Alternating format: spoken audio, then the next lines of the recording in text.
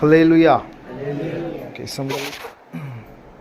ಓದುವಾರ ಒಂದು ವಾಕ್ಯವನ್ನು ನಾವು ನಾರಾಯಣಪ್ಪರ ಮನೆಯಲ್ಲಿ ಕುಟುಂಬದಲ್ಲಿ ಪ್ರಾರ್ಥನೆ ಇತ್ತು, ಅಲ್ಲಿ ನಾವು ಧ್ಯಾನ ಮಾಡಿದ್ವಿ. ಒಂದು ವಾಕ್ಯದ ಮೂಲಕವಾಗಿ ನಾವೆಲ್ಲರೂ ಕೂಡ ಆಶೀರ್ವದಿಸಲ್ಪಟ್ಟಿದೆ ಎಂಬುದಾಗಿ ನಾವು ನಂಬ್ತಾ ಇದ್ದೇವೆ.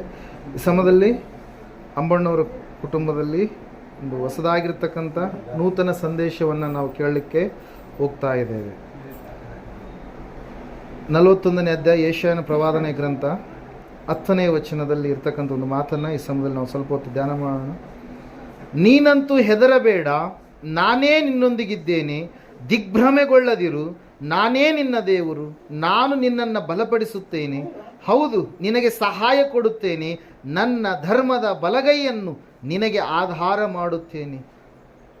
ಆಹಾ, ನಿನ್ನ ಮೇಲೆ ಕಿಡಿಕಿಡಿಯಾದವರು ಆಶಾಭಂಗಪಟ್ಟು ಅವಮಾನ ಹೊಂದುವರು, ನಿನ್ನ ಸಂಗಡ ವ್ಯಾಜ್ಯವಾಡಿದವರು ನಾಶವಾಗಿ ಇಲ್ಲದೇ ಹೋಗುವರು, ನಿನ್ನೊಡನೆ ಹೋರಾಡಿದವರನ್ನು ಹುಡುಕಿದರೂ ಅವರು ನಿನಗೆ ಕಾಣಿಸರು, ನಿನಗೆ ವಿರುದ್ಧವಾಗಿ ಯುದ್ಧ ಮಾಡಿದವರು ಇಲ್ಲದೆ ಹೋಗಿ ನಿರ್ನಾಮವಾಗುವರು. ಭಯಪಡಬೇಡ, ನಾನೇ ನಿನಗೆ ಸಹಾಯ ಮಾಡುತ್ತೇನೆ ಎಂದು ನಿನಗೆ ಹೇಳುವ ನಿನ್ನ ದೇವರಾದ ಯೆಹೋವನೆಂಬ ನಾನೇ ನಿನ್ನ ಕೈ ಹಿಡಿಯುತ್ತೇನಲ್ಲ ಎಂಬುದೇ. ಹಲ್ಲೆಲೂಯಾ. ದೇವರ ವಾಕ್ಯದಲ್ಲಿ ಇವತ್ತೊಂದು ದಿವಸ ನಾವು ಧ್ಯಾನ ಮಾಡಲಿಕ್ಕೆ ಹೋಗುವಂಥ ಒಂದು ಅಂಶ ಏನಂತಂದರೆ, ದೇವರ ಹಸ್ತ ಯಾವಾಗಲೂ ಕೂಡ ನಮಗೆ ಸಹಾಯ ಮಾಡುವಂಥ ಹಸ್ತವಾಗಿದೆ. ದೇವರ ಕೈ ಯಾವಾಗಲೂ ಕೂಡ ನಮ್ಮ ಮೇಲೆ ತನ್ನ ಕರುಣೆಯನ್ನು ತೋರಿಸುವಂಥ ಒಂದು ಕೈಯಾಗಿ ಇದೆ ಪ್ರಿಯರೇ. ದೇವರ ವಾಕ್ಯದಲ್ಲಿ ನಾವು ನೋಡ್ತಾ ಇದ್ದೇವೆ, ಸತ್ಯವೇದ ಸ್ಪಷ್ಟವಾಗಿ ಈ ರೀತಿಯಾಗಿ ನಮಗೆ ತಿಳಿಸ್ತಾ ಇದೆ.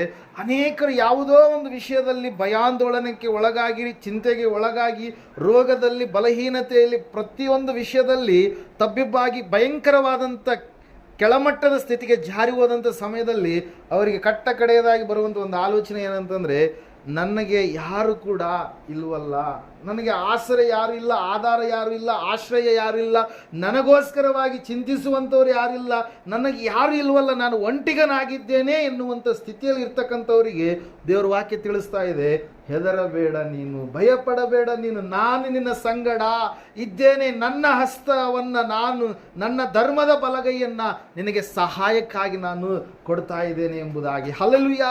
ದೇವರ ವಾಕ್ಯದಲ್ಲಿ ನಾವು ನೋಡ್ತಾ ಇದ್ದೇವೆ, ಅನೇಕರು ಭಯಾಂದೋಲನಕ್ಕೆ ಒಳಗಾಗಿ ದೇವರನ್ನ ಮರೆತಂಥ ಸ್ಥಿತಿಯಲ್ಲಿ ಹೋಗಿ ಮನುಷ್ಯರು ಮಾಡಿದಂಥ ಕೆಲವೊಂದು ವಿಷಯಗಳನ್ನು, ಸಂಗತಿಗಳನ್ನು ನಂಬಿ ದೈವ್ಯರ ಆಶೀರ್ವಾದವನ್ನು ಹೊಂದಿಕೊಳ್ಳಲಾರದಂಥ ಸ್ಥಿತಿಗೆ ಹೋಗಿದ್ದಾರೆ ಪ್ರಿಯರೇ. ಸೃಷ್ಟಿಕರ್ತನಾದ ದೇವರನ್ನು ಬಿಟ್ಟು ನಾವೇ ಮಾಡಿಕೊಂಡಿರ್ತಕ್ಕಂಥ ಸೃಷ್ಟಿಯ ವಸ್ತುಗಳಲ್ಲಿ ನಾವು ಬೇಡಿದಾಗ ಅವುಗಳಿಂದ ನಮಗೆ ಆಶೀರ್ವಾದವಲ್ಲ ಶಾಪವೇ ಬರುತ್ತೆ ಪ್ರೇರಿಲ್. ನಾವು ನೋಡ್ತಾ ಇದ್ದೇವೆ, ವಾಕ್ಯ ಹೇಳ್ತಾ, ಸತ್ಯವೇದ ಹೇಳ್ತಾ ಇದೆ, ನಿನ್ನನ್ನು ಸೃಷ್ಟಿ ಮಾಡಿದವರು ಒಬ್ಬರು ಇದ್ದಾರೆ, ನಿನ್ನನ್ನು ಉಂಟು ಮಾಡಿದ ಆತನು ಒಬ್ಬಾತನಿದ್ದಾನೆ, ನಿನ್ನನ್ನು ರೂಪಿಸಿದ ಆತನು ಒಬ್ಬಾತನಿದ್ದಾನೆ, ನಿನಗೆ ಉಸಿರನ್ನು ಕೊಟ್ಟಂತ ಆತನು ಒಬ್ಬಾತನಿದ್ದಾನೆ.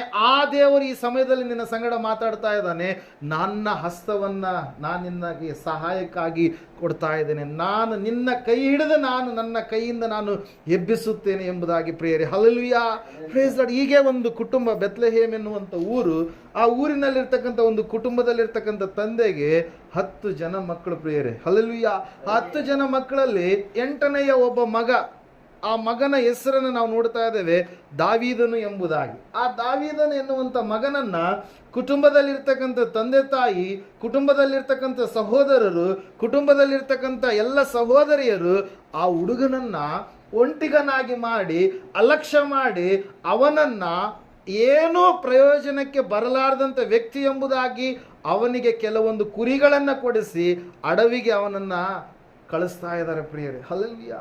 Price Lord. ನೋಡ್ರಿ, ಒಬ್ಬ ಚಿಕ್ಕ ಹುಡುಗ ತನ್ನ ಜೀವನದ ಪ್ರಾರಂಭದುದ್ದಕ್ಕೂ ಕೂಡ ಏನು ಮಾಡ್ತಾ ಇದ್ದಾನೆ, ಅಡವಿಯಲ್ಲೇ ಜೀವಿಸ್ತಾ ಇದ್ದಾನೆ. ತಂದೆ ತಾಯಿ ಆತನನ್ನು ನೋಡುವುದಕ್ಕೆ ಆಗ್ತಾ ಇಲ್ಲ, ಯಾಕಂದರೆ ಅವಮಾನಕರವಾದಂಥ ಸ್ಥಿತಿಯಲ್ಲಿ ನಾನು ಎತ್ತಿದ್ದೇನೆ ಎಂಬುದಾಗಿ ತಾಯಿ ಬಾಧೆ ಪಡ್ತಾ ಇದ್ದಾಳೆ, ತಂದೆ ಬಾಧೆ ಪಡ್ತಾ ಇದ್ದಾನೆ, ಸಹೋದರರಂತೂ ಅವನ ಮೇಲೆ ಸಂಪೂರ್ಣವಾಗಿ ಹೊಟ್ಟೆ ಕಿಚ್ಚು ಪಡ್ತಾ ಇದ್ದಾರೆ ಪ್ರಿಯರೇ. ಹಲ್ಲೆಲೂಯಾ.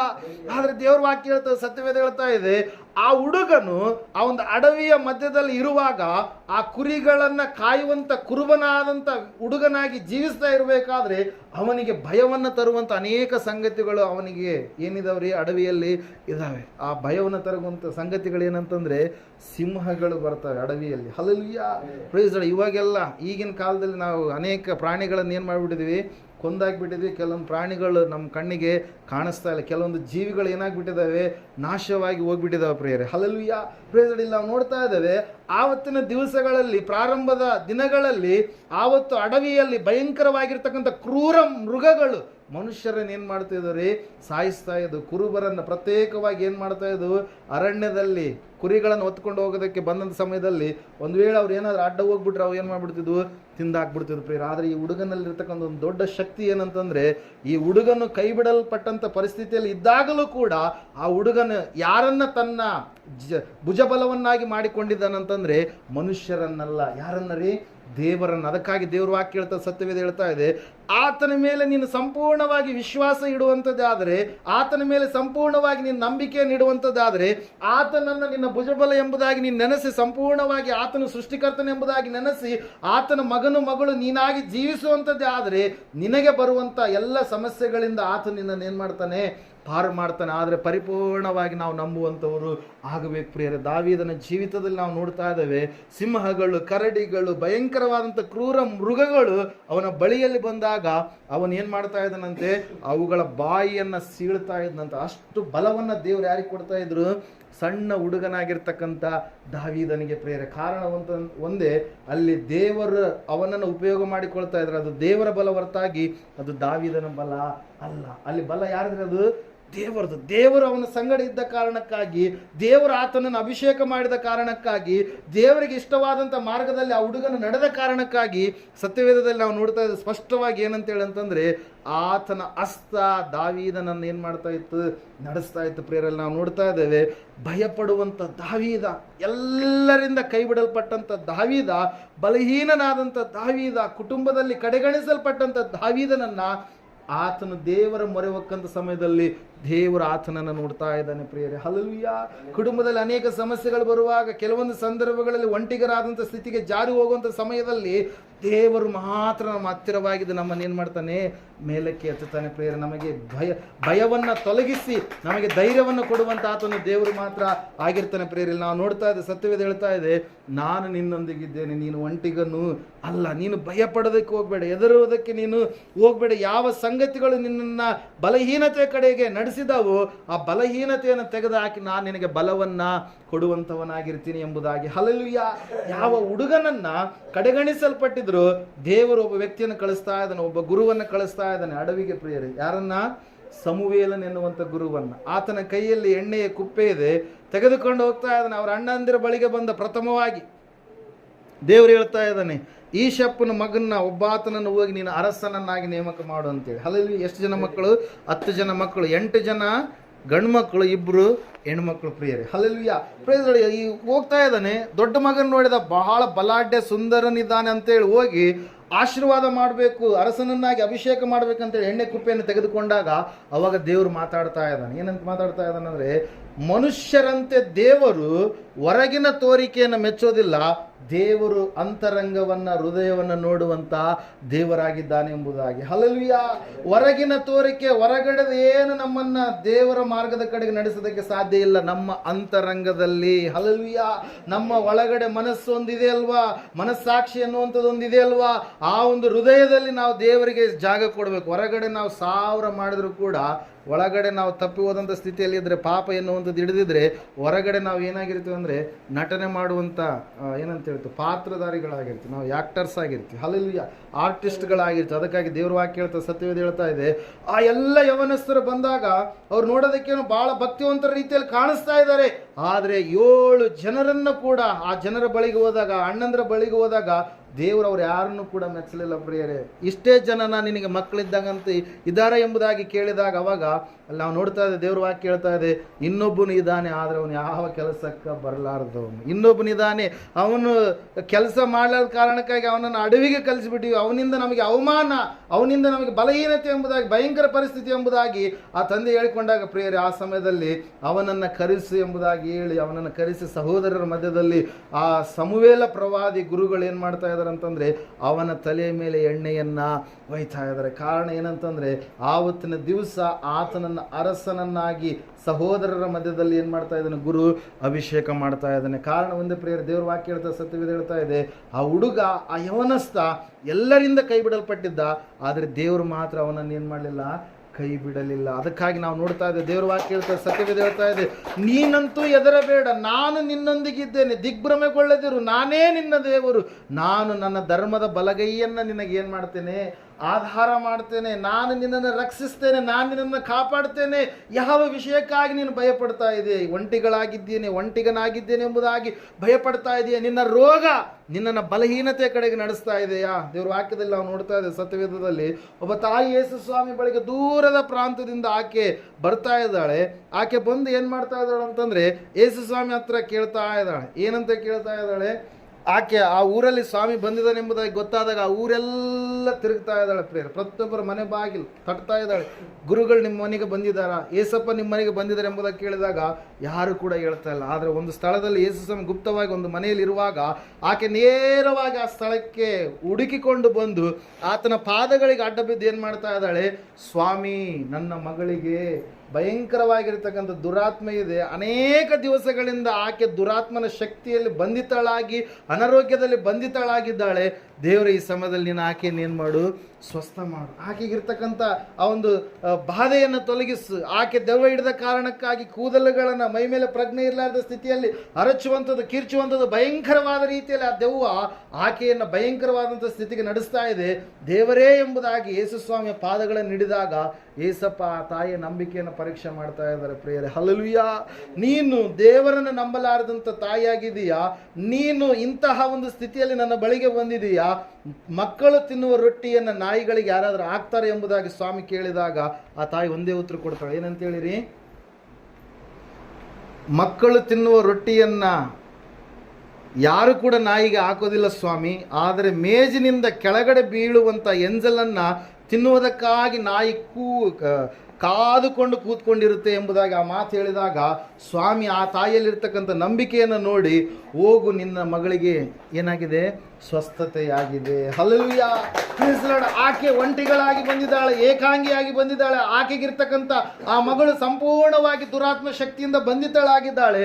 ಆದರೆ ಅಲ್ಲಿ ನಾವು ನೋಡ್ತಾ ಇದ್ದೇವೆ ಪ್ರಿಯರೇ, ಆಕೆ ಎಲ್ಲ ಕಡೆಗೆ ಹೋಗಿ ಬಂದಾಗಲೂ ಕೂಡ ಆ ಮಗಳಿಗೆ ಇರ್ತಕ್ಕಂಥ ಅನಾರೋಗ್ಯ ಏನಾಗಲಿಲ್ಲ, ಹೊರಟು ಹೋಗಲಿಲ್ಲ. ಆಕೆ ಎಲ್ಲ ಕಡೆಗೆ ಹೋಗಿ ಬಂದಾಗಲೂ ಕೂಡ ಆ ಮಗಳಿಗೆ ಸ್ವಸ್ಥತೆ ಉಂಟಾಗಲಿಲ್ಲ. ಭಯಂಕರವಾದ ರೀತಿಯಲ್ಲಿ ಯಾತನೆಯಲ್ಲಿ ಇರಬೇಕಾದ್ರೆ ಆಕೆ ನೇರವಾಗಿ ಯಾರ ಬಳಿಗೆ ಬರ್ತಾ ಇದ್ದಾಳೆ, ಯೇಸು ಸ್ವಾಮಿ ಬಳಿಗೆ ಬರ್ತಾ ಇದ್ದಾಳೆ. ಪ್ರೇರಿ, ಇವತ್ತು ಕೂಡ ನಮ್ಮ ಜೀವಿತದಲ್ಲಿ ಒಂದು ದೊಡ್ಡದಾಗಿರ್ತಕ್ಕಂಥ ಅದ್ಭುತ ಅತಿಶಯಕಾರಿ ಜರುಗಬೇಕಂತಂದರೆ ನಾವು ಸಂಪೂರ್ಣವಾಗಿ ದೇವರಿಗೆ ನಮ್ಮನ್ನು ನಾವು ಶರಣು ಹೋಗ್ಬೇಕು, ಮೊರೆ ಹೋಗ್ಬೇಕು, ದೇವರ ಪಾದಗಳನ್ನು ಹಿಡಿಯುವಂಥ ಮಕ್ಕಳು ನಾವು ಆಗಬೇಕು. ಮನುಷ್ಯರ ಪಾದಗಳನ್ನು ಹಿಡಿದ್ರೆ ನಮಗೆ ಮೋಕ್ಷ ಸಿಗೋದಕ್ಕೆ ಸಾಧ್ಯ ಇಲ್ಲ. ಯಾಕಂದ್ರೆ ಅವ್ರಿಗೆ ಏನಾದ್ರು ಎಕ್ಸ್ಟ್ರಾ ಬೆರಳುಗಳು ಏನಾದ್ರು ಬಂದಿದ್ದಾವ?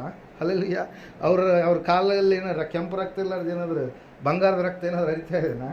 ಅಲ್ಲಲ್ಲಿಯ ಮನುಷ್ಯರೇ, ದೇವರೇ, ಮನುಷ್ಯರೆಲ್ಲರೂ ಸೇರಿ ಯಾರ ಪಾದಗಳನ್ನು ಹಿಡಿಬೇಕು ರೀ? ಯೇಸು ಕ್ರಿಸ್ತನ ಪಾದವನ್ನು ನಾವು ಹಿಡಿಬೇಕು. ಹಲ್ಲೆಲೂಯಾ.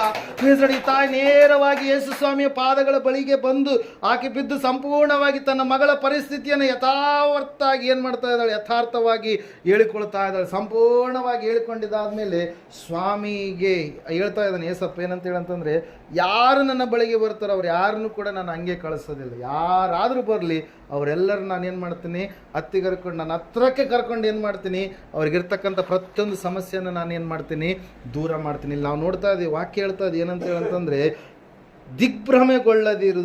ಹಲ್ಲೆಲೂಯಾ. ದಿಗ್ಭ್ರಮೆಗೊಳ್ಳದಿರು, ನಾನು ನನ್ನ ಧರ್ಮದ ಬಲಗೈಯನ್ನು, ನಾನೇ ನಿನ್ನ ದೇವರು, ನಾನು ನಿನ್ನನ್ನು ಬಲಪಡಿಸುತ್ತೇನೆ, ಹೌದು ನಿನಗೆ ಸಹಾಯ ಕೊಡುತ್ತೇನೆ, ನನ್ನ ಧರ್ಮದ ಬಲಗೈಯನ್ನು ನಿನಗೆ ಆಧಾರ ಮಾಡುತ್ತೇನೆ. ದೇವರ ದಕ್ಷಿಣ ಹಸ್ತ, ಹಲ್ಲೆಲೂಯಾ.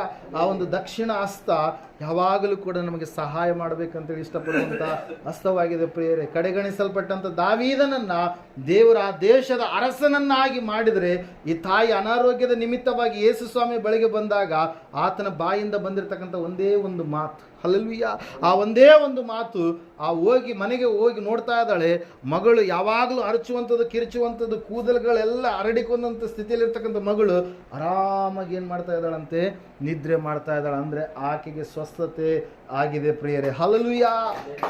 ಈಗ ಒಬ್ಬರು ಬಸವನಗುಡಿ ದೊಡ್ಡಪ್ಪರು ನೋಡಿದ್ರಲ್ರಿ, ಅವ್ರ ಮೊಮ್ಮಗಳು ಭಯಂಕರವಾದಂಥ ಸ್ಥಿತಿಯಲ್ಲಿ ಡೆಂಗಿ ಜ್ವರ ಪ್ರಾರಂಭದಲ್ಲಿ ಭಾಳ ಜನರನ್ನು ಏನು ಮಾಡ್ತದೆ, ಸಾಯಿಸ್ತು. ನಿಮಗೆ ಗೊತ್ತಿದೆ, ಡೆಂಗಿ ಫೀವರ್ ಬಂದಾಗ, ಯಾವುದಾದ್ರು ಕೊರೋನಾ ಆಗಲಿ ಮುನ್ನೊಂದು ಯಾವುದಾಗಲಿ ಪ್ರಾರಂಭದಲ್ಲಿ ಬಂದಾಗ ಅದಕ್ಕೆ ಲಸಿಕೆ, ಇಂಜೆಕ್ಷನ್ಸ್ಗಳು, ಟ್ರೀಟ್ಮೆಂಟ್ ಇರಲಾರ್ದಾಗ ಅನೇಕರು ಏನು ಮಾಡಿದ್ರು, ಪ್ರಾಣವನ್ನು ಬಿಟ್ಟರು. ಅಲ್ಲಿ ಅವ್ರ ಮೊಮ್ಮಗಳು ಬಳ್ಳಾರಿಗೆ ಕರ್ಕೊಂಡು ಹೋದ್ರು, ಅಲ್ಲಿ ಹಿಡಿಲಿಲ್ಲ, ಮತ್ತು ಬೆಂಗಳೂರಿಗೆ ಕರ್ಕೊಂಡು ಹೋದ್ರು, ಗ್ಯಾರಂಟಿ ಕೊಡಲಿಲ್ಲ.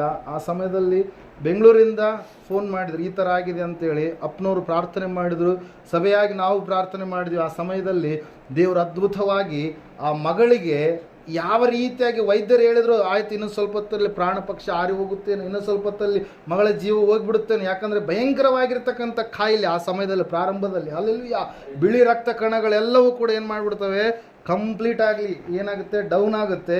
ಆ ಬಿಳಿ ರಕ್ತ ಕಣಗಳು ಹೋಗ್ಬಿಟ್ರೆ ಮನುಷ್ಯನ ಬದುಕುಳಿಯುವಂಥದ್ದು ಕಷ್ಟ. ಹಲ್ಲೆಲೂಯಾ. ಯಾಕಂದರೆ ನಮ್ಮ ದೇಹದಲ್ಲಿ ಸೈನಿಕರಿದ್ದಂಗೆ ಯಾವ್ರಿ, ಬಿಳಿ ರಕ್ತ ಕಣಗಳು ಹೋರಾಟ ಮಾಡುವಂಥದ್ದವೇ. ಯಾವುದಾದ್ರೂ ರೋಗ ಬರಲಾರಂಗೆ ರೋಗವನ್ನು ತಡೆಗಟ್ಟುವಂಥದ್ದು ಯಾವುದ್ರಿ, ಬಿಳಿ ರಕ್ತ ಕಣಗಳು. ಕೆಂಪು ರಕ್ತ ಕಣಗಳಿರ್ತವೆ, ಆದರೆ ಕೆಂಪು ರಕ್ತ ಕಣಗಳಿಗಿಂತ ಸ್ಟ್ರಾಂಗ್ ಯಾವುದು, ಬಿಳಿ ರಕ್ತ ಕಣಗಳು. ಬಿಳಿ ರಕ್ತ ಕಣಗಳು ಸಂಪೂರ್ಣವಾಗಿ ಡೌನ್ ಆದ ಸಮಯದಲ್ಲಿ ಆ ಹುಡುಗಿಗೆ, ಚಿಕ್ಕ ಮಗಳಿಗೆ ಪ್ರಾರ್ಥನೆ ಮಾಡಿದಾಗ ಆ ವೈದ್ಯರೇ ಗಾಬರಿ ಆಗುವ ರೀತಿಯಲ್ಲಿ ಅತ್ಯದ್ಭುತವಾಗಿ ದೇವರು ಏನು ಮಾಡಿದ್ರಿ, ದೂರದ ಪ್ರಾಂತ್ಯದಿಂದ ಫೋನ್ ಮೂಲಕವಾಗಿ ಪ್ರಾರ್ಥನೆ ಮಾಡಿದಾಗ ಸಂಪೂರ್ಣವಾಗಿ ದೇವರು ಸ್ವಸ್ಥತೆಯನ್ನು ದಯಪಾಲಿಸಿದ್ರು. ಪ್ರಿಯರೇ, ಹಲ್ಲೆಲೂಯಾ. ದೇವರು ವಾಕ್ಯ ಹೇಳ್ತಾರೆ, ಸತ್ಯವೇದ ಹೇಳ್ತಾರೆ ಸ್ಪಷ್ಟವಾಗಿ. ಏನಂತ ಹೇಳಂತಂದರೆ, ನಾನು ನಿನಗೆ ನನ್ನ ಧರ್ಮದ ಬಲಗೈಯನ್ನು ಆಧಾರ ಮಾಡುತ್ತೇನೆ. ನೀನು ಇಲ್ಲಿಯವರೆಗೆ ಒಂದು ವೇಳೆ ಮನುಷ್ಯರನ್ನು ನಿಮ್ಮ ಆಧಾರ ಎಂಬುದಾಗಿ ನೀವು ಎಣಿಸಿದ್ದೀರೇನೋ, ಯಾವುದಾದ್ರೂ ಒಬ್ಬ ವ್ಯಕ್ತಿಯನ್ನು ಆಧಾರ ಎಂಬುದಾಗಿ ಎಣಿಸಿದ್ದೀರೇನೋ, ಅಥವಾ ಯಾವುದೋ ಒಂದು ಶಕ್ತಿ, ಲೋಕದಲ್ಲಿ ನಡೆಯುವಂಥ ಒಂದು ಶಕ್ತಿಯನ್ನು ನೀವು ಆಧಾರ ಎಂಬುದಾಗಿ ನೆನೆಸ್ತಾ ಇದ್ದೀರೇನೋ, ಅದಲ್ಲ. ನಾನು ನನ್ನ ಧರ್ಮದ ಬಲಗೈಯನ್ನು, ಸೃಷ್ಟಿಕರ್ತನಾದಂಥ ದೇವರು, ನಾನು ನನ್ನ ಧರ್ಮದ ಬಲಗೈಯನ್ನು ನಾನು ನಿಮಗೆ ಆಧಾರ ಮಾಡುತ್ತೇನೆ. ಅದಕ್ಕಾಗಿ ನೀವು ಭಯಪಡಬೇಡ್ರಿ. ಇಲ್ಲಿಯವರೆಗೆ ನಿಮ್ಮನ್ನು ಯಾರು ಅಣಕಿಸಿದ್ರೋ, ಯಾರು ನಿಮ್ಮ ಮೇಲೆ ಕಿಡಿಕಿಡಿಯಾದರೂ ಅವರು ಕಾಣದ ಹಾಗೆ, ಅಂದರೆ ಸೈತಾನನ ಶತ್ರುವಿನ ಆತ್ಮಗಳು ನಿಮ್ಮ ಬಳಿಗೆ ಬರಲಾರ್ದ ಹಾಗೆ ಅವುಗಳನ್ನು ನಾನೇನು ಮಾಡ್ತೀನಿ, ನಿಮ್ಮಿಂದ ತೊಲಗಿಸ್ತೀನಿ. ನಿಮಗಾದಂಥ ಅವಮಾನ ಎಲ್ಲ ತೊಲಗಿಸಲ್ಪಟ್ಟು ಆಶಾಭಂಗಕ್ಕೆ ಯಾವ ಕಾರಣವಿರಲಾರ್ದ ಹಾಗೆ ನಿಮ್ಮ ಜೀವಿತದಲ್ಲಿ ನಾನು ನಿರೀಕ್ಷೆಯನ್ನು ಹುಟ್ಟಿಸ್ತೀನಿ ಅನ್ನುವಂಥದ್ದು ದೇವರ ಮಾತು. ಪ್ರಿಯರೇ, ಅದಕ್ಕಾಗಿ ದೇವರ ವಾಕ್ಯ ಹೇಳ್ತಾ, ಸತ್ಯವೇದ ಹೇಳ್ತಾ ಇದೆ, ದೇವರು ನಮ್ಮನ್ನು ಕರಿತಾ ಇದ್ದಾನೆ, ತನ್ನ ಮಕ್ಕಳಾಗುವುದಕ್ಕಾಗಿ ಕರಿತಾ ಇದ್ದಾನೆ. ಪಾಪ ಬಂಧನದಲ್ಲಿ ಬಂಧಿತರಾದಂಥ ಎಷ್ಟೋ ಜನರು ಘೋರವಾದಂಥ ಅಗ್ನಿ ನರಕಕ್ಕೆ ಹೋಗ್ತಾ ಇದ್ದಾರೆ. ಪ್ರಿಯರೇ, ಹಲ್ಲೆಲೂಯಾ. ಪ್ರಿಯರೇ, ಒಂದು ಸಾರಿ ಅಪ್ಪರು ವಾಕ್ಯ ಹೇಳಬೇಕಾದ್ರೆ ಹೇಳಿದರು, ಏನಂತ ಹೇಳಂತಂದರೆ, ನಮ್ಮ ಪ್ಲೇಟಲ್ಲಿ ನಾವು ಅನ್ನ ಹಾಕ್ಕೊಂಡಿರ್ತೀವಿ, ಅನ್ನ ಬೇಳೆ ಹಾಕ್ಕೊಂಡಂಥ ಸಮಯದಲ್ಲಿ ಸಡನ್ನಾಗಿ ಕೈ ತಪ್ಪಿ ಗೊಜ್ಜಲು ಕುಣ್ಯಾಗ ಗಟಾರದಾಗ ಬಿತ್ತಂತ ತಿಳ್ಕೊ, ಅದನ್ನು ತೆಗೆದುಕೊಂಡು ತಿಂತೀವಿ ನಾವು. ಅಲ್ಲಿ ಒಂದು ವೇಳೆ ಅನ್ನ ಬೇಳೆ ಅನ್ನೋದು ಭಾಳ ಚೀಪ್ ಬಿಡ್ರಿ. ಹೋಳಿಗೆ ಮಾಡ್ಬೇಕಾದ್ರೆ ಸ್ವಲ್ಪ ಎಷ್ಟೆಲ್ಲ ಖರ್ಚಾಗುತ್ತಲ್ಲ, ಹೋಳಿಗೆ ಅದು ಎಲ್ಲ ಸ್ವೀಟ್ ಮಾಡಿದ್ದು ಅದನ್ನು ಗೊಜ್ಜಲು ಕುಣ್ಯಾಗ ಬಿತ್ತಂದ್ರೆ ನಾವು ತಿನ್ನಲ್ಲ. ಓಕೆ, ಚಿಕನ್ನು ಮಟನ್ ಯಾವುದೋ ಒಂದು ಫುಲ್ ಏನಂತ ಹೇಳ್ತೀವಿ, ಟೇಸ್ಟಿ ಮತ್ತು ಹೈ ರೇಟ್ ಇರತಕ್ಕಂಥ ಒಂದು ಕ್ವಾಲಿಟಿ ಫುಡ್, ಅದು ಏನಾದರೂ ಕೆಳಗಡೆ ಕೆಸರಲ್ಲಿ ಬಿದ್ದರೆ ನಾವು ತೆಗೆದುಕೊಂಡು ತಿನ್ನಲ್ಲ. ಹಲ್ಲೆಲೂಯಾ. ನಾವು ತಿನ್ನುವಂಥ ಆಹಾರದ ವಿಷಯದಲ್ಲೇ ನಾವು ಎಷ್ಟು ಪ್ರಾಧಾನ್ಯತೆಯನ್ನು ಕೊಡ್ತಾ ಇದ್ದೀವಿ ಅಂತಂದರೆ, ಇವತ್ತಿನ ದಿವಸ ನಮ್ಮ ಜೀವಿತದಲ್ಲಿ, ನಮ್ಮ ದೇಹದಲ್ಲಿ ಕೆಲವೊಂದು ವಿಷಯಗಳು, ಸಂಗತಿಗಳು, ನಮ್ಮ ಜೀವನದಲ್ಲಿ ಕೆಲವೊಂದು ಸಂಗತಿಗಳು, ವಿಷಯಗಳು ಪಾಪದ ಕಡೆಗೆ, ಶಾಪದ ಕಡೆಗೆ, ದೇವರಿಗೆ ವಿರುದ್ಧವಾದಂಥ ಕಾರ್ಯಗಳ ಕಡೆಗೆ ನಮ್ಮ ನಡೆಸುವಾಗ ದೇವರು ಯಾವ ರೀತಿಯಾಗಿ ನಮ್ಮನ್ನು ಮೆಚ್ಚೋದಕ್ಕೆ ಸಾಧ್ಯ? ಪ್ರಿಯರು, ಅದಕ್ಕಾಗಿ ಯಾರು ಪಾಪ ಬಂಧನದಲ್ಲಿದ್ದೀರೋ ಸಂಪೂರ್ಣವಾಗಿ ಆ ಪಾಪ ಬಂಧನದಿಂದ ನೀವು ಹೊರಗಡೆ ಬರಬೇಕು. ಯೇಸು ಕ್ರಿಸ್ತನ ರಕ್ತ ಸಂಪೂರ್ಣವಾಗಿ ನಿಮಗೆ ಬಿಡುಗಡೆಯನ್ನು ಕೊಡುವಂಥ ರಕ್ತವಾಗಿದೆ. ಆತನು ಕಲ್ವಾರಿ ಶಿಲುಬೆಯಲ್ಲಿ ನಿಮಗೋಸ್ಕರವಾಗಿ ತನ್ನ ರಕ್ತವನ್ನು ಸುರಿಸಿ ನಿಮಗೆ ಯಜ್ಞವಾಗಿ, ನಿಮಗೋಸ್ಕರವಾಗಿ ಸಂಪೂರ್ಣವಾಗಿ ನೀವು ಹೊಂದಬೇಕಾದಂಥ ಎಲ್ಲ ಶಿಕ್ಷೆಯನ್ನು ಆತನು ತನ್ನ ಮೇಲೆ ಏನು ಮಾಡಿದ್ದಾನೆ, ಭರಿಸಿಕೊಂಡಿದ್ದಾನೆ. ಅದಕ್ಕಾಗಿ ಆತನು ಕರಿತಾ ಇದ್ದಾನೆ, ನನ್ನ ಮಗನೇ, ನನ್ನ ಮಗಳೇ, ನೀನು ನನ್ನ ಬಳಿಗೆ ಬರುವಂಥದ್ದಾದರೆ ನಾನು ನನ್ನ ರಕ್ತದಿಂದ ನಿನ್ನ ಪಾಪವನ್ನೆಲ್ಲ ತೊಳೆದು ನಿನ್ನನ್ನು ಶುಭ್ರಪಡಿಸಿ ನಾನಿರುವಂಥ ಸ್ಥಳ ಪರಲೋಕದಲ್ಲಿ ನಿನ್ನನ್ನು ಏನು ಮಾಡ್ತೀನಿ, ನಾನು ಇರಿಸ್ತೀನಿ. ಅರಮನೆಯಲ್ಲಿರ್ತಕ್ಕಂಥ ಅರಸನಾಗಿರಲಿ, ಸೆರೆಮನೆಯಲ್ಲಿರ್ತಕ್ಕಂಥ ಕೈದಿಯಾಗಿರಲಿ, ಮನೆಯಲ್ಲಿರ್ತಕ್ಕಂಥ ಸಾಮಾನ್ಯ ವ್ಯಕ್ತಿಯಾಗಿರಲಿ, ಕೆಸರಲ್ಲಿ ಕಾಲಿಟ್ಟಂಥ ಸಮಯದಲ್ಲಿ ಮನೆಗೆ ಬಂದಾಗ ಯಾವುದಲ್ಲೇ ತೊಳ್ಕೊತಾರೆ? ಕೂಲ್ ಡ್ರಿಂಕ್ಸ್ ಯಾವುದನ್ನು, ಪೆಪ್ಸಿ, ಕೋಕಾ ಕೋಲಾ ಯಾವುದಾದ್ರೂ ಡ್ರಿಂಕ್ಸ್ ತೊಗೊಂಡು ತೊಳ್ಕೊತಾರ? ಹಣ್ಣಿನ ರಸ ಯಾವುದನ್ನು ತೆಗೆದುಕೊಂಡು ತೊಳ್ಕೊತಾರ? ಏನು ಮಾಡ್ತಾರೆ? ನೀರಿನಿಂದಲೇ ತುಳಿತಾರೆ. ಹಲ್ಲೆಲೂಯಾ. ನೀರಿಗೆ ಯಾವ ರೀತಿಯಾಗಿ ಆ ರೀತಿಯಾಗಿರ್ತಕ್ಕಂಥ ನಮ್ಮನ್ನು ಶುದ್ಧಿ ಮಾಡುವಂಥ ಗುಣ ಇದೆಯೋ, ಪ್ರತಿಯೊಬ್ಬ ಮನುಷ್ಯನ ಪಾಪಗಳನ್ನು ಶುದ್ಧಿ ಮಾಡುವಂಥ ಶಕ್ತಿ ಇರುವಂಥದ್ದು ಯಾವುದರಲ್ಲಿ ರೀ? ಯೇಸು ಕ್ರಿಸ್ತನ ರಕ್ತದಲ್ಲಿ. ಇವತ್ತು ನೀನು ನಂಬುವಂಥದ್ದಾದರೆ, ರಕ್ಷಣೆಯನ್ನು ಹೊಂದುವಂಥದ್ದಾದರೆ ಸಂಪೂರ್ಣವಾಗಿ ದೇವರು ಕರಿತಾ ಇದ್ದಾನೆ, ನಾನು ನಿನ್ನನ್ನು ಆರಿಸಿ ತೆಗೆದುಕೊಳ್ತಾ ಇದ್ದೇನೆ. ನೀನು ನನ್ನ ಮಗನು, ನೀನು ನನ್ನ ಮಗಳು. ನನ್ನಿಂದ ನೀನು ದೂರ ಹೋಗಿರ್ಬೋದು, ಆದರೆ ನೀನು ನನ್ನಿಂದ ದೂರ ಹೋದರೂ ಕೂಡ ನೀನು ನನ್ನ ಮಗನೇ. ನನ್ನಿಂದ ನೀನು ದೂರ ಹೋದರೂ ಕೂಡ ನೀನು ನನ್ನ ಮಗಳೇ, ತಿಳಿಯಲಾರದೆಯೋ ಒಂದು ವೇಳೆ ನೀನು ದಾರಿ ತಪ್ಪಿ ಹೋಗಿದ್ರೆ ಇವತ್ತಾದರೂ ನೀನು ನನ್ನ ಬಳಿಗೆ ಬರುವುದಾದರೆ ನಾನು ನಿನ್ನನ್ನು ಏನು ಮಾಡ್ತೀನಿ, ರಕ್ಷಿಸ್ತೀನಿ. ನಾನು ನನ್ನ ಧರ್ಮದ ಬಲಗೈಯನ್ನು ನಿನಗೆ ಆಧಾರ ಮಾಡ್ತೀನಿ. ನಿನ್ನ ಮೇಲೆ ಕಿಡಿಕಿಡಿಯಾದಂಥವರನ್ನು ಆಶಾಭಂಗಪಟ್ಟು ಅವಮಾನ ಹೊಂದುವ ಹಾಗೆ ಮಾಡ್ತೀನಿ. ನಿನ್ನ ಸಂಗಡ ವ್ಯಾಜ್ಯವಾಡುವಂಥವರು ಯಾರಿದ್ದಾರೋ ಅವರೆಲ್ಲರೂ ನಾಶವಾಗಿ ಹೋಗುವ ಹಾಗೆ, ಸೈತಾನನ ಶಕ್ತಿಗಳು ನಾಶವಾಗಿ ಹೋಗುವ ಹಾಗೆ ಮಾಡ್ತೀನಿ. ನಿನ್ನ ಪಕ್ಷವಾಗಿ ನಾನಿರ್ತೀನಿ. ನಾನು ನಿನ್ನ ಪಕ್ಷವಾಗಿ ಇರುವಾಗ ನಿನಗೆ ವಿರೋಧವಾಗಿ ಬರುವಂಥವರೆಲ್ಲರನ್ನ ಸೆದೆಬಡಿಯುವಂಥ ಆತನು ನಾನಾಗಿರ್ತೀನಿ. ಯಾಕಂದರೆ ಯುದ್ಧ ವೀರನು ಶೂರನು ನಾನೇ ಆಗಿದ್ದೀನಿ ಎನ್ನುವಂಥದ್ದು ದೇವರ ಮಾತು ಪ್ರೇರ. ಅದಕ್ಕಾಗಿ ದೇವರ ವಾಕ್ಯ ಹೇಳ್ತಾ, ಸತ್ಯವೇದ ಹೇಳ್ತಾ ಇದೆ, ಸೃಷ್ಟಿಕರ್ತನಾದ ದೇವರೇ ನಿನ್ನ ಪಕ್ಷವಾಗಿ ಇರುವಾಗ ನೀನು ಯಾವುದಕ್ಕೂ ಕೂಡ ಭಯಪಡುವಂಥದ್ದು ಬೇಕಾಗಿಯೇ ಇಲ್ಲ. ಅದಕ್ಕಾಗಿ ದೇವರು ನೋಡ್ರಿ, ಈ ಲೋಕಕ್ಕೆ ಮನುಷ್ಯನ ಅವತಾರದಲ್ಲಿ ಆತನು ಯೇಸು ಸ್ವಾಮಿ ಎನ್ನುವಂಥ ನಾಮಧೇಯದಲ್ಲಿ ಆತನ ಈ ಲೋಕಕ್ಕೆ ಬಂದಾಗ ಆತನ ಹಸ್ತ ಅನೇಕ ರೋಗಿಗಳನ್ನು, ಅನೇಕ ವಿಧದಲ್ಲಿ ಬಾಧೆಯನ್ನು ಪಡುವಂಥವರನ್ನು, ಪಾರ್ಶ್ವವಾಯು ರೋಗಿಗಳನ್ನು, ಕುಷ್ಠರೋಗಿಗಳನ್ನು, ಭಯಂಕರವಾದಂಥ ಶ್ರಮೆ ಮರಣಗಳಲ್ಲಿ ಜೀವಿಸುವಂಥ ಅನೇಕ ರೋಗಿಗಳನ್ನು ಆತನ ಹಸ್ತ ಏನು ಮಾಡ್ತೀರಿ, ಸ್ವಸ್ಥ ಮಾಡ್ತು ಪ್ರೇರ. ಒಂದು ಸಾರಿ 38 ವರ್ಷದ ರೋಗಿಯನ್ನು ಯೇಸು ಸ್ವಾಮಿ ತನ್ನ ಕೈ ನೀಡಿ ಒಂದು ಮಾತನ್ನು ಹೇಳಿ ಆತನ ಏನು ಮಾಡಿದ, ಸ್ವಸ್ಥ ಮಾಡಿದ ಸ್ವಾಮಿ. 18 ವರ್ಷದ ಒಬ್ಬ ರೋಗಿಯನ್ನ ನಡುಬಗ್ಗೆ ಹೋಗಿರ್ತಕ್ಕಂಥ ಒಬ್ಬ ತಾಯಿಯನ್ನ ಆತನು ಆಕೆಯ ಮೇಲೆ ಹಸ್ತ ಇಟ್ಟು ಒಂದು ಮಾತನ್ನು ಹೇಳಿ ಆಕೆಯನ್ನ ಸ್ವಸ್ಥಪಡಿಸಿದ ಪ್ರೇರೆ. ಅಷ್ಟು ಮಾತ್ರವಲ್ಲಿ ನಾವು ನೋಡ್ತಾ ಇದ್ದೇವೆ, 12 ವರ್ಷ ರಕ್ತ ಕುಸುಮ ರೋಗಿ ಆತನ ಉಡುಪನ್ನು ಮುಟ್ಟಿದಾಗ ಆಕೆ ಏನಾದ್ಲಂತೆ, ಸ್ವಸ್ಥತೆಯನ್ನು ಹೊಂದಲು ಕಾರಣ ಒಂದೇ ಪ್ರೇರೆ, ಆತನು ದೇವರಾಗಿದ್ದಾನೆ. ಆತನು ನಮ್ಮನ್ನು ಹುಡುಕಿಕೊಂಡು ನಮ್ಮ ಬಳಿಗೆ ಬಂದಿದ್ದಾನೆ ಈ ಭೂಲೋಕಕ್ಕೆ. ಅದಕ್ಕಾಗಿ ದೇವರ ವಾಕ್ಯ ಹೇಳ್ತಾ, ಸತ್ಯವೇದ ಹೇಳ್ತಾ ಇದೆ, ಆತನ ಕೈ ಕೆಳಗಡೆ ನೀನು ಇರುವಂಥದ್ದಾದರೆ, ಆತನ ಬಳಿಯಲ್ಲಿ ನೀನು ಬರುವಂಥದ್ದಾದರೆ, ಆತನ ಪಕ್ಕೆಯ ಆಶ್ರಯವನ್ನು ನೀನು ಪಡೆದುಕೊಳ್ಳುವಂಥದ್ದಾದರೆ ನೀನು ಯಾವ ಸಂಗತಿಗೆ ಭಯಪಡುವಂಥ ಅವಶ್ಯಕತೆ ಇಲ್ಲ. ಅದಕ್ಕಾಗಿ ದೇವರ ವಾಕ್ಯದಲ್ಲಿ ನಾವು ನೋಡ್ತಾ ಇದ್ದೇವೆ, ಸತ್ಯವೇದ ಹೇಳ್ತಾ ಇದೆ ಸ್ಪಷ್ಟವಾಗಿ, ನಾನು ನಿನ್ನ ಹೆಸರಿಡಿದು ಕರೆದಿದ್ದೇನೆ. ನೀನು ನನ್ನ ಬಳಿಗೆ ಬರುವಾಗ ನಿನಗೆ ಯಾವ ರೀತಿಯಾಗಿರ್ತಕ್ಕಂಥ ಅವಮಾನಗಳು, ಅಪಾಯಗಳು, ಅಂಧಕಾರ ಶಕ್ತಿಗಳು, ಅನಾಹುತಗಳು ಯಾವುದು ಕೂಡ ಕೆಲಸ ಮಾಡಲಾರದ ಹಾಗೆ ನಾನು ನಿನ್ನ ಸಂಗಡ ಜೊತೆಗಿದ್ದು ಬರುವಂಥ ಎಲ್ಲ ಸಮಸ್ಯೆಗಳನ್ನು ಎದುರಿಸುವಂಥ ಶಕ್ತಿಯನ್ನು, ಧೈರ್ಯವನ್ನು, ಸ್ಥೈರ್ಯವನ್ನು ನಾನು ನಿನಗೇನು ಮಾಡ್ತೀನಿ, ಒದಗಿಸಿ ಕೊಡ್ತೀನಿ ಎಂಬುದಾಗಿ ದೇವರ ಮಾತು ಪ್ರೇರ. ಅದಕ್ಕಾಗಿ ನಾವು ನೋಡ್ತಾ ಇದ್ದೇವೆ, ದೇವರ ವಾಕ್ಯ ಹೇಳ್ತಾ, ಸತ್ಯವೇದ ಹೇಳ್ತಾ ಇದೆ, ನಿನಗೆ ಹೇಳುವ ನಿನ್ನ ದೇವರಾದ ಯೆಹೋವನೆಂಬ ನಾನೇ ನಿನ್ನ ಕೈ ಹಿಡಿಯುತ್ತೇನೆ. ಹಲ್ಲೆಲೂಯಾ. ದೇವರು ನಿನ್ನ ಕೈ ಹಿಡಿದ್ರೆ ಯಾವ ಮನುಷ್ಯನಾದರೂ ಕೂಡ ಜಯಿಸೋದಕ್ಕೆ ಸಾಧ್ಯ ಪ್ರೇಯರೇ. Hallelujah, praise Lord. ನೋಡ್ರಿ, ಈ ಲೋಕದಲ್ಲಿ ಕೆಲವೊಬ್ರು ಹೇಳ್ಕೊಳ್ತಾ ಇರ್ತಾರೆ, ನನಗೆ MLA ಭಾಳ ಪರಿಚಯ ರೀ, ನನಗೆ MP ಭಾಳ ಪರಿಚಯ, ನಮ್ಮ ಕರ್ನಾಟಕದ CM ಭಾಳ ಪರಿಚಯ, ನಮ್ಮ ಮತ್ತು ಭಾರತದ PM ಭಾಳ ಪರಿಚಯ, ಆ ವ್ಯಕ್ತಿ ಭಾಳ ಪರಿಚಯ, ಈ ವ್ಯಕ್ತಿ ಭಾಳ ಪರಿಚಯ. ಅವ್ರಿಗೆ ಎಲ್ಲರೂ ಯಾರ್ಯಾರು ಪರಿಚಯ ಇರ್ಬೋದು. ಒಂದು ವೇಳೆ ಸೃಷ್ಟಿಕರ್ತನಾದ ದೇವರ ಪರಿಚಯ ಅವ್ರಿಗೆ ಒಂದು ವೇಳೆ ಇರಲಿಲ್ಲ ಅಂತಂದರೆ ಏನು ಪರಿಚಯ ಇದ್ರೂ ಕೂಡ ಎಲ್ಲವೂ ಕೂಡ ವೇಸ್ಟ್ ಪ್ರೇಯರ್. ನಿನಗೆ ಸೃಷ್ಟಿಕರ್ತನಾದ ಯೇಸು ಕ್ರಿಸ್ತನ ಪರಿಚಯ ಇರುವಂಥದ್ದಾದರೆ, ನಿನ್ನನ್ನು ಆತನು ತಿಳಿದುಕೊಂಡಿದ್ದಾನೆ, ಆತನನ್ನು ನೀನು ತಿಳಿದುಕೊಂಡು ಆತನ ಪರಿಚಯದಲ್ಲಿ, ಪರಲೋಕ ದೇವರ ಪರಿಚಯದಲ್ಲಿ ನೀನು ಇರುವಂಥದ್ದೇ ಆದರೆ ನಿನ್ನ ಹೆಸರನ್ನು ಭೂಮಿಯ ಮೇಲೆಲ್ಲ, ಭೂಮಿಯ ಮೇಲೆ ಎಲ್ಲಿ ಬರೆದರೂ ಕೂಡ ಏನಾಗುತ್ತದೆ, ಅಳಿಸಿ ಹಾಕಲ್ಪಡುತ್ತೆ. ಕಾಗದದಲ್ಲಿ ಇರ್ತಕ್ಕಂಥದ್ದು ಸ್ವಲ್ಪ ದಿವಸ ಅದು ನುಸಿ ಹಿಡಿದು ಏನಾಗ್ಬಿಡುತ್ತೆ, ಹೋಗ್ಬಿಡುತ್ತೆ. ಹಲ್ಲೆಲೂಯಾ. ಆ ಒಂದು ಅಡಿಗಲ್ಲಲ್ಲಿ ಬರೆದಿರ್ತಕ್ಕಂಥದ್ದು ಕೂಡ ಹೋಗ್ಬಿಡುತ್ತೆ. ವೆಡ್ಡಿಂಗ್ ಕಾರ್ಡಲ್ಲಿ ಹೆಸರು ಹಾಕಲಿಲ್ಲ ಅಂತೇಳಿ ಎಷ್ಟೋ ಜನರು ಜಗಳ ಆಡ್ತಾರೆ. ಹಲ್ಲೆಲೂಯಾ.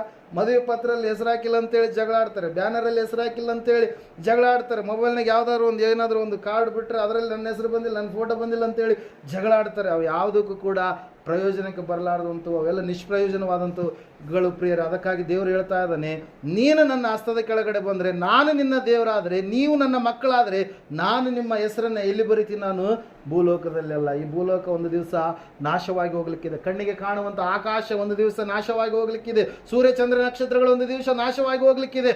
ಆದರೆ ನಾನು ನಿಮ್ಮ ಹೆಸರನ್ನು ಎಲ್ಲಿ ಬರಿತೀನಿ, ನಾನು ಪರಲೋಕದಲ್ಲಿ ಜೀವಬಾಧ್ಯರ ಪಟ್ಟಿಯಲ್ಲಿ ನಿಮ್ಮ ಹೆಸರನ್ನು ನಾನು ಬರಿತೇನೆ. ಹಲ್ಲೆಲೂಯಾ.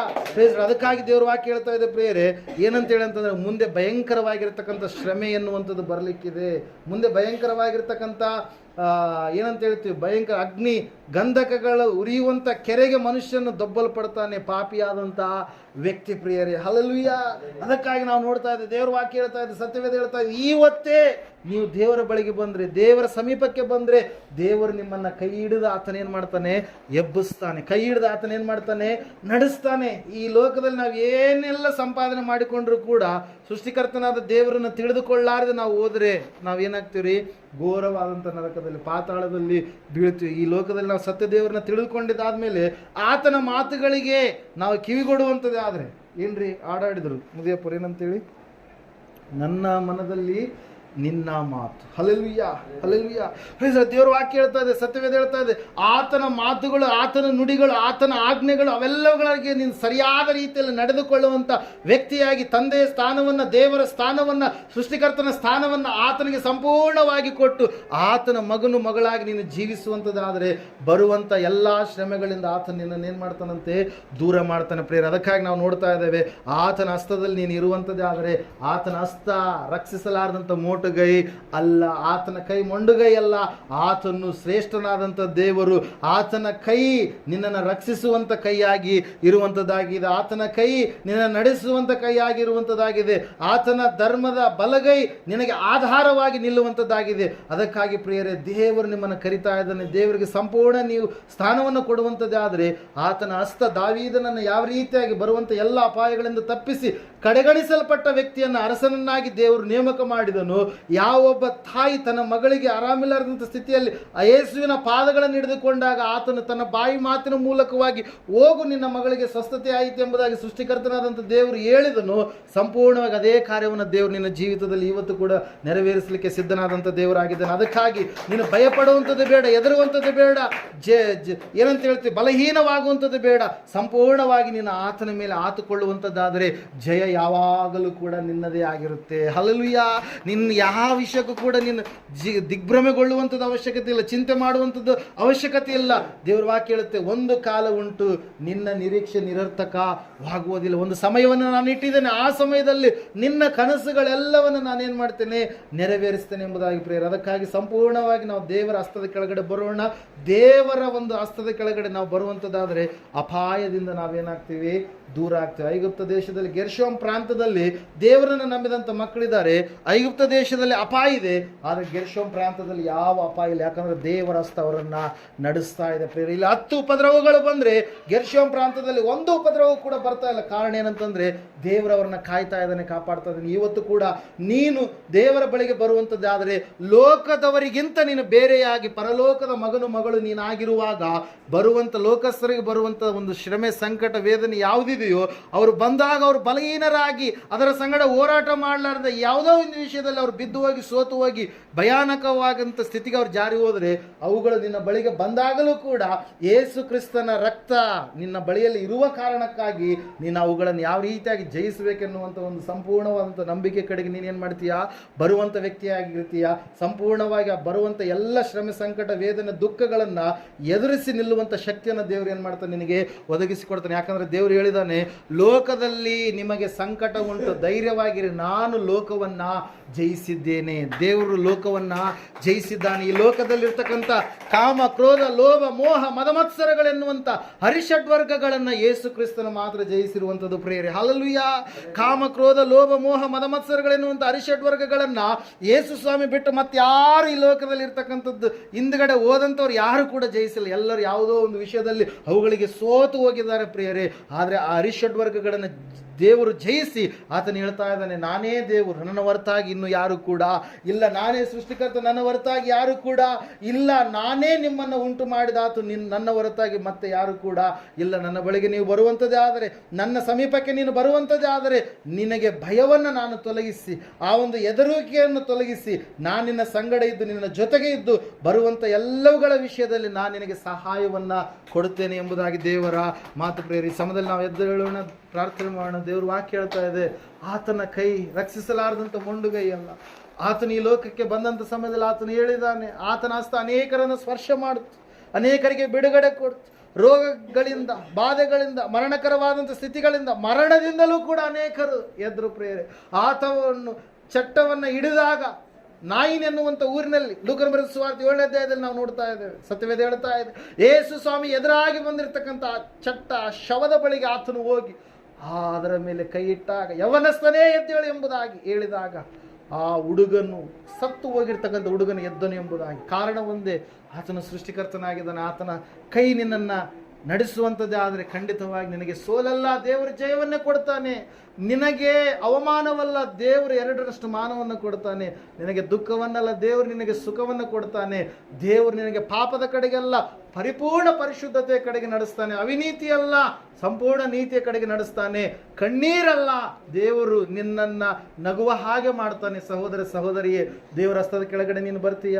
ದೇವರು ಹೇಳ್ತಾ ಇದ್ದಾನೆ, ನಾನೇ ನಿನ್ನ ದೇವರು, ದಿಗ್ಭ್ರಮೆಗೊಳ್ಳದಿರು, ನಾನು ನಿನ್ನನ್ನು ಕರೆದಿದ್ದೇನೆ, ನಿನ್ನನ್ನು ಆರಿಸಿಕೊಂಡಿದ್ದೇನೆ. ನೀವು ಸುಮ್ಮನೆ ಈ ಸ್ಥಳಕ್ಕೆ ಬಂದು ಕೂತ್ಕೊಂಡಿಲ್ಲ. ಸಹೋದರ ಸಹೋದರಿ, ಇವತ್ತಾದ್ರೂ ದೇವರ ಮಗನು ನಾನಾಗಬೇಕು, ಮಗಳು ನಾನಾಗಬೇಕು. ದೇವರ ಹಸ್ತದ ಕೆಳಗಡೆಯಲ್ಲಿ ನಾನು ಬರಬೇಕು. ದೇವರ ವಾಕ್ಯ ಹೇಳ್ತಾ ಇದೆ ಏನಂತೇಳಂತಂದ್ರೆ, ನಾನು ನನ್ನ ಅಂಗೈಗಳಲ್ಲಿ ನಿಮ್ಮನ್ನು ಚಿತ್ರಿಸಿದ್ದೇನೆ ಎಂಬುದಾಗಿ. ನೀವು ಯಾರ ಕೈಗಳಲ್ಲಿದ್ದೀರಿ, ಯಾರ ಅಂಗೈಯಲ್ಲಿದ್ದೀರಿ, ಒಂದು ಸಾರಿ ನೆನಪು ಮಾಡಿಕೊಳ್ಳ್ರಿ. ನೀವು ರಕ್ಷಣೆ ಹೊಂದಲಾರದ ಸ್ಥಿತಿಯಲ್ಲಿದ್ದರೆ, ಒಂದು ವೇಳೆ ಇನ್ನೂ ಕೂಡ ದೇವರ ಬಳಿಗೆ ಬಂದಿಲ್ವೇನೋ, ಸಹೋದರ ಸಹೋದರಿಯೇ, ದೇವರ ಮಾರ್ಗದಲ್ಲಿ ಬಂದಿಲ್ವೇನೋ, ದೀಕ್ಷಾ ಸ್ನಾನ ತೆಗೆದುಕೊಂಡು ದೇವರ ಮಗನು ಮಗಳು ಆಗಿಲ್ವೇನೋ, ಇನ್ನು ಪಾಪ ಬಂಧನದಲ್ಲಿ ಇದೆಯೇನೋ, ದೇವರಿಗೆ ಕೊಡುವಂಥ ಸ್ಥಾನವನ್ನು ಯಾವುದಾದ್ರೂ ಒಬ್ಬ ವ್ಯಕ್ತಿಗೆ, ಒಂದು ವಸ್ತುವಿಗೆ, ಮನುಷ್ಯನು ಮಾಡಿರ್ತಕ್ಕಂಥ ಯಾವುದೋ ಒಂದು ಕಲ್ಪನೆಗೆ ನೀನು ಒದಗಿಸಿಕೊಡ್ತಾ ಇದೆಯೇನೋ. ಸಮಯದಲ್ಲಿ ದೇವರು ಪ್ರಶ್ನೆ ಮಾಡ್ತಾ ಇದ್ದಾರೆ, ನನ್ನನ್ನು ನೀವು ಯಾವುದಕ್ಕೆ ಹೋಲಿಸ್ತೀರಿ? ಆಕಾಶವು ನನಗೆ ಸಿಂಹಾಸನ, ಭೂಮಿಯು ನನ್ನ ಪಾದಪೀಠ. ನನ್ನನ್ನು ನೀವು ಯಾವುದಕ್ಕೆ ಹೋಲಿಸ್ತೀರಿ? ನನಗೋಸ್ಕರವಾಗಿ ನೀವು ಕಟ್ಟಿಸುವಂಥದ್ದು ಏನು? ನನ್ನ ಕೈಯೇ ಭೂಮಿಯನ್ನು ಮಾಡಿತ್ತು, ನನ್ನ ಕೈಯೇ ಆಕಾಶವನ್ನು ಮಾಡಿತು, ನನ್ನ ಕೈಯ ಪಾತಾಳವನ್ನು ಮಾಡಿತು, ನನ್ನ ಕೈಯ ಕಣ್ಣಿಗೆ ಕಾಣಲಾರದಂತೆ ಎಲ್ಲ ಜಗತ್ತುಗಳನ್ನು ಮಾಡಿತು, ಸೂರ್ಯನನ್ನು, ಚಂದ್ರಗಳನ್ನು, ನಕ್ಷತ್ರಗಳನ್ನು ಮಾಡಿತು. ನನ್ನ ಕೈ ಮಾಡಿರಬೇಕಾದ್ರೆ ನನ್ನನ್ನು ನೀವು ಯಾವುದಕ್ಕೆ ಹೋಲಿಸ್ತಾ ಇದ್ದೀರಿ? ಸಮಯದಲ್ಲಿ ದೇವರ ಸ್ಥಾನವನ್ನು ಯಾರಿಗೆ ಕೊಡ್ತಾ ಇದೆಯಾ? ಒಂದು ಸಾರಿ ಆಲೋಚನೆ ಮಾಡು. ಒಂದು ವೇಳೆ ನಿನ್ನ ಮಕ್ಕಳು ನಿನ್ನನ್ನು ಅಪ್ಪ ಎಂಬುದರ ಬದಲಾಗಿ ಬೇರೆಯವ್ರನ್ನ ಕರೆದ್ರೆ ನಿನಗೆ ಎಷ್ಟು ನೋವು ಆಗಬಾರ್ದು. ಸಹೋದರ ಸಹೋದರಿ, ಆ ತಂದೆಯ ಸ್ಥಾನವನ್ನು ಯಾರಿಗೆ ಕೊಡ್ತಾ ಇದೆಯಾ ಇವತ್ತು ನೀನು? ದೇವರ ವಾಕ್ಯ ಹೇಳ್ತಾರೆ, ಸತ್ಯವೇದ ಹೇಳ್ತಾ ಇದೆ ಸ್ಪಷ್ಟವಾಗಿ, ನಾನು ನಿಮ್ಮ ದೇವರು, ಹೌದು, ನನ್ನ ಧರ್ಮದ ಬಲಗೈಯನ್ನು ನಿಮಗೆ ಆಧಾರ ಮಾಡುತ್ತೇನೆ, ನನ್ನ ಬಳಿಗೆ ಬನ್ನಿರಿ, ನಾನು ನಿಮ್ಮನ್ನು ಹುಡುಕಿಕೊಂಡು ಈ ಲೋಕಕ್ಕೆ ಬಂದಿದ್ದೇನೆ ಎಂಬುದಾಗಿ.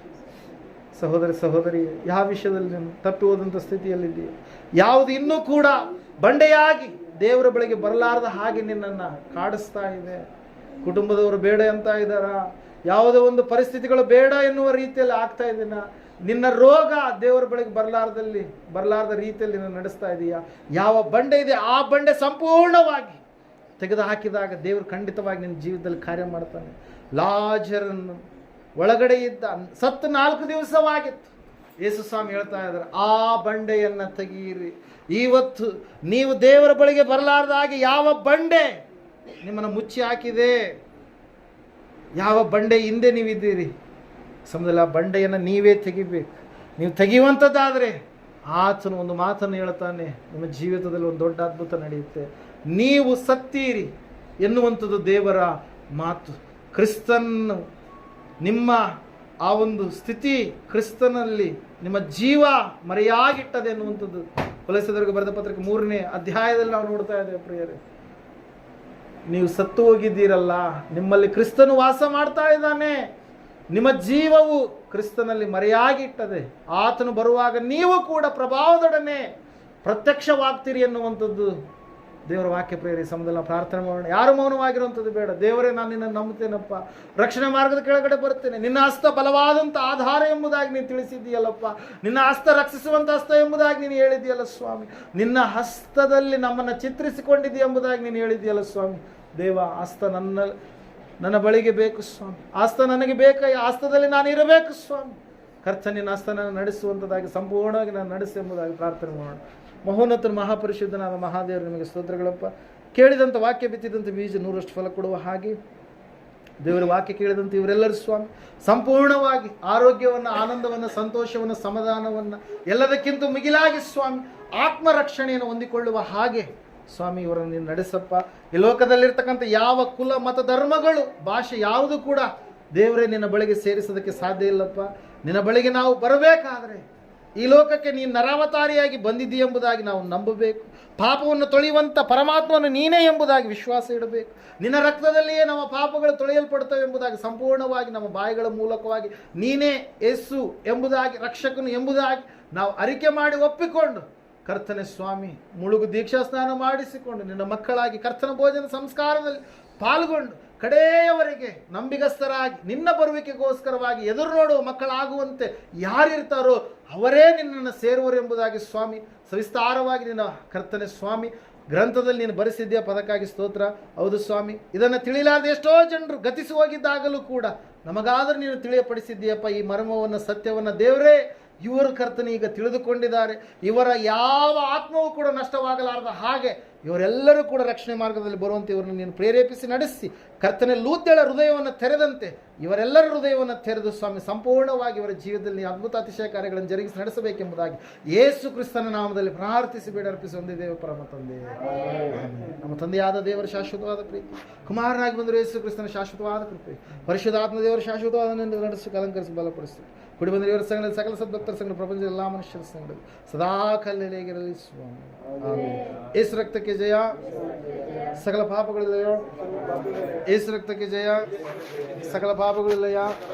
ಯೇಸು ಪ್ರಭು ರಕ್ತಕ್ಕೆ ಸಂಪೂರ್ಣ ವಿಜಯ, ಸಕಲ ಪಾಪಗಳಿಗೆ ಅನಂತ ಕಾಲ ನಾಶನ. Hallelujah, hallelujah, hallelujah. ಸ್ತೋತ್ರ, ಸ್ತೋತ್ರ, ಸ್ತೋತ್ರ. ಆಮೇನ್, ಆಮೇನ್.